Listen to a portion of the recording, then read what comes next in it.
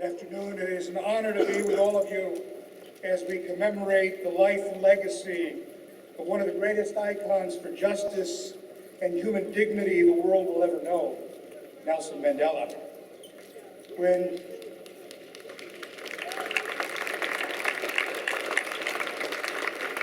Nancy and I received the word together that President Mandela had passed away, we, like so many others, found this deep and profound sense of sorrow that the world had lost a person whose life was spent serving the cause of justice, especially here, because this campus and students on this campus share such an important part of that legacy, as do all students around the globe, stretching back over decades, that engaged themselves in the fight against apartheid.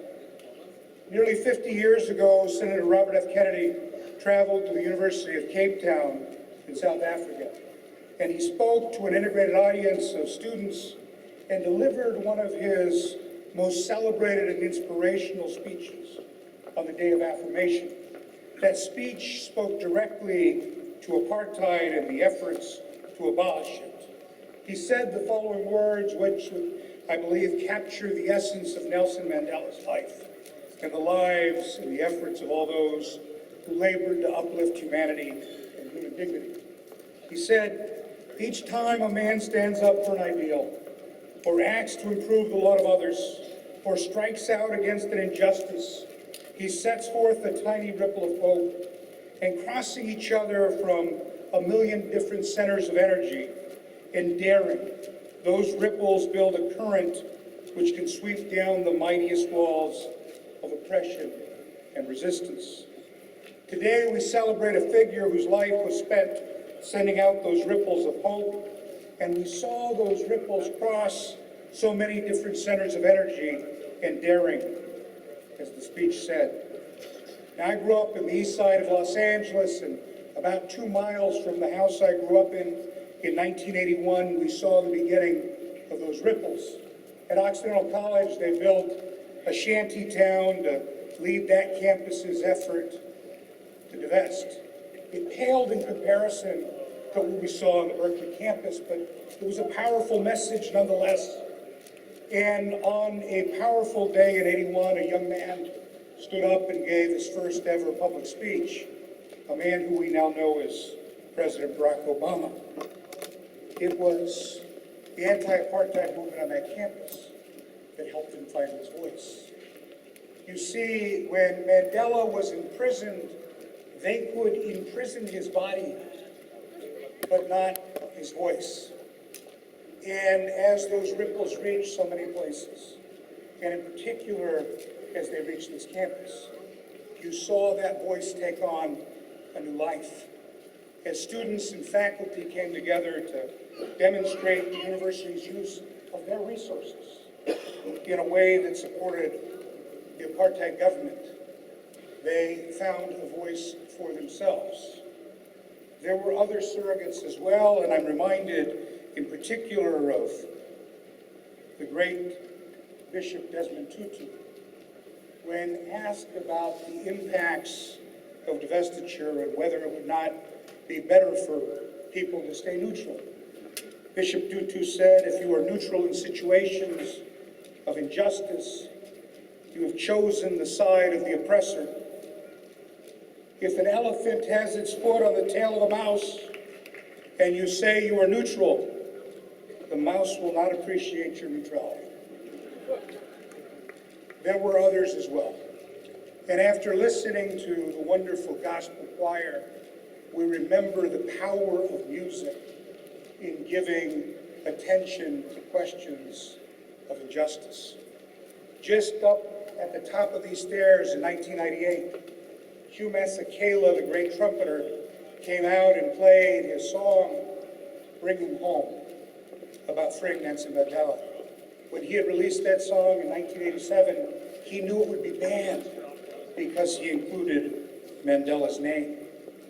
But that music, like so many students and faculty came together, played an important role in bringing an end to the apartheid movement. And I'm proud to stand here with my colleague, Assemblywoman Skinner, because it wasn't just on college campuses, but that effort had an impact beyond the campus itself. Yes, UC finally gave in, and it is wonderful to have a chancellor with us today, because in those days, you wouldn't find a chancellor coming to celebrate the efforts of Nelson Mandela. It was not a popular position, but as the university divested itself of $1.7 billion, finally the legislature and the governor joined. And the state of California divested itself of another $3 billion and began to leverage the voices that we brought forward to send a powerful message that we would not stand silently by. And we as a state came together to play our role in helping end the apartheid system of government in South Africa.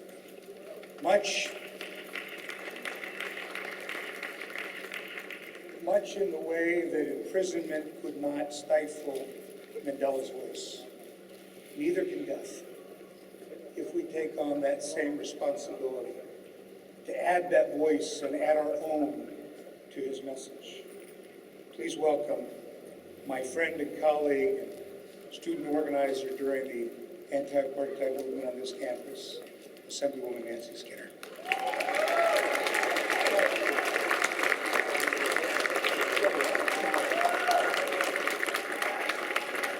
Thank you. I stand here with a lot of emotion because I see so many of my friends who were here in our long sit-in here at Biko Steps. And I'm so glad that we're joining the world in marking Mandela's passing. And I'm also very pleased that the university will hold something in the spring. And I can say I think that my colleague and good friend, Speaker Pérez, and I, we may not be in the roles that we have today had we not been part of an experienced, successful organizing and made a difference in a variety of different issues while we were students here at Cal. Nelson Mandela was political, strategic, and humanitarian leader with no equal today. He embodied restorative justice. Torn from his family, 27 years in prison, he kept his eyes on the prize.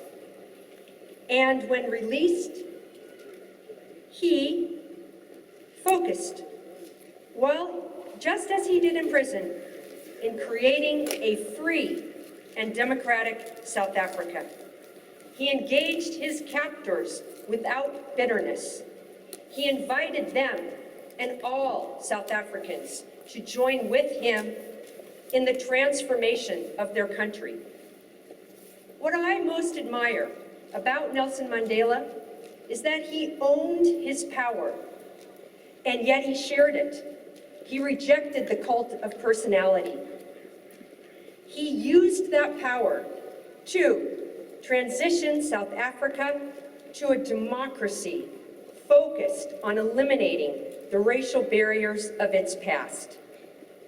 But he was clear that the transformation of South Africa was not about him, and that he could not and did not do it alone. He stepped down from the presidency after 5 years. He could have continued. What other revolutionary leader, and I don't mean that there are none, but it is rare that our revolutionary leaders take that path. His courage, wisdom, and character are unparalleled. But let me now turn to our campus and the role that UC Berkeley students, staff, faculty, and our community played in helping to end apartheid. I hope that next spring's event will bring folks like Pedro Noguera and others in our divestment movement here to share their stories. As we stand in Sproul Plaza, the home also of the free speech movement, I have to begin with a reference to Mario Savio's famous 1964 speech. There is a time when the operation of the machine becomes so odious, makes you so sick at heart that you cannot take part. Mario's words explain why we felt so passionate and so committed that we staged a sit-in right here on these steps for close to 100 days. 24/7 with no tents, and little to no vandalism, and very little violence. We tried to keep that at a minimum. And we continued with those activities intensely into the next academic year, including a shantytown and continued presence at the Board of Regents and at University Hall, which was right down the street. And we got many people arrested who joined us. They were proud to get arrested with us. Whoopi Goldberg, Maya Angelou, the head of the Labor Council, many faith-based leaders, many others. And this student-led, community-joined, and faculty and staff supported divestment activities, as I mentioned, went on intensely for a year, over a year. Why were we able to sustain such prolonged and intense activities? Because as the world's focus on the horror and the injustice of apartheid in South Africa, we began to understand the link that the money owned and controlled by our university system had in propping up that regime. We felt tainted by that association. We felt directly responsible for holding up the economy in a way so odious that it made us sick at heart, that we couldn't take part, and that we were willing to throw ourselves upon stopping it. We were affirmed when Mandela came to the Oakland Coliseum that our efforts and the efforts of many others did help. And we learned that we could be the change that we envisioned, a lesson I try to take to heart each and every day. I mourn Mandela's passing, but I celebrate his life.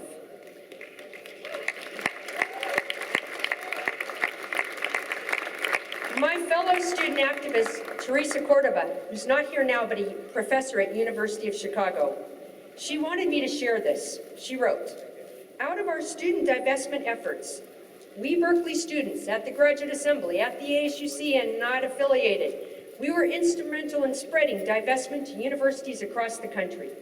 We then went on," these are her words, "to initiate the Empowering Women of Color Conference, which has been going on for 30 years. We pushed for more diversity in faculty hiring and in student admissions. We organized the Graduate Student Instructor Union, which is now the UC Student Workers Union, and more." And the importance of Teresa's story, in her own words, is that activism is most valuable when it leaves a legacy. How do we build a legacy now? In fighting against apartheid, Mandela and we at UC were focused on eliminating a system that was quite obvious, and it was embodied in a constitution. So it behooves us to reflect now on the apartheid-like aspects that are happening around us now. Perhaps less deliberately, but no less insidious. We see it in the application of stand your ground laws. We see it in a school system that fails certain of our students. We see it in the demographics of our prison system. You can tell me many other ways that we see it. So these tacit and de facto apartheid-like conditions are the challenge that we face today. And I end with asking you to join in honoring Mandela's legacy and accepting an invitation that he gave to us in his remarks at the Oakland Coliseum when he said, "Let us together rekindle the spirit of strength and beauty and dispatch racism and injustice once and for all wherever we come upon it." A Mandela